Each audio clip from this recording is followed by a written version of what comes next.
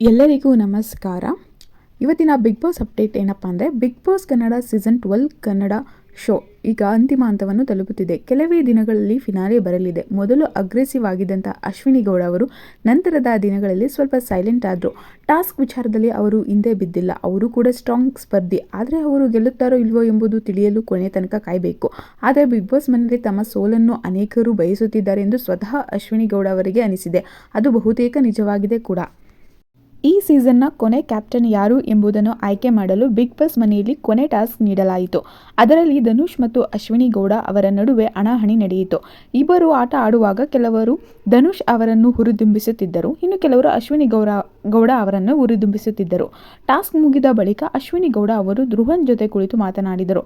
ಈ ಮನೆಯಲ್ಲಿ ನಾನು ಸೋಲಬೇಕು ಅಂತ ಬಯಸೋದು ಬಹಳ ಜನ ಇದ್ದಾರೆ ಎಂದು ಅಶ್ವಿನಿ ಗೌಡ ಅವರು ಹೇಳಿದರು. ಟಾಸ್ಕ್ನಲ್ಲಿ ಧನುಷ್ ಗೆದ್ರು, ಅಶ್ವಿನಿ ಗೌಡ ಸೋತು ಬೇಸರದ ಮುಖ ಮಾಡಿಕೊಂಡ್ರು. ಆದರೆ ಒಂದು ಟ್ವಿಸ್ಟ್ ಕಾದಿತ್ತು.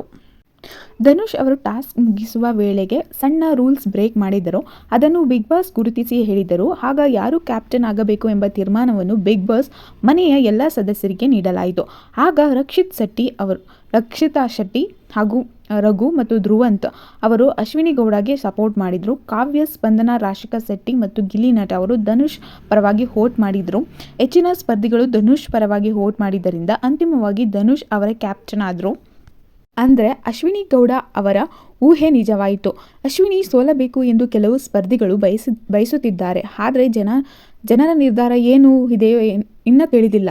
ಫಿನಾಲೆಗೆ ಯಾರೆಲ್ಲ ಬರ್ತಾರೋ ಹಾಗೂ ಟ್ರೋಫಿ ಯಾರು ಪಾಲಾಗುತ್ತೆ ಎಂಬುದನ್ನು ನೋಡಲು ವೀಕ್ಷಕರು ಕಾಯುತ್ತಿದ್ದಾರೆ.